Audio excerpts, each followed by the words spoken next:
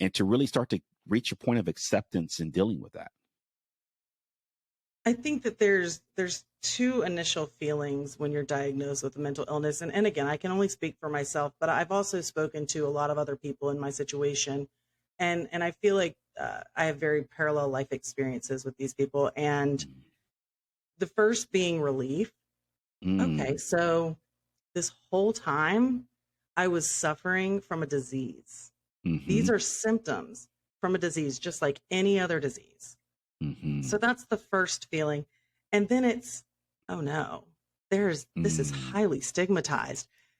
Whether how it's portrayed in the media or in entertainment, um, Hmm. it's very highly stigmatized. So I thought to myself, how am I going to go about the rest of my life? This isn't something Mm. that can be cured. How am I going to go the rest of my life living with this diagnosis?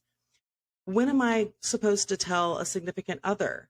Hmm. When and how am I supposed to tell my friends, my family, my eventually workplace? Hmm. Um, and I didn't get into the workplace until later, and I'm sure we'll touch on that. Um, but eventually, the first person I told was my mother, and it just kind of went from there. I feel like the more I researched it and the more I reached out on Facebook trying to find groups that were geared towards people with mental illnesses, I started to hear other people's stories and feeling like Mm.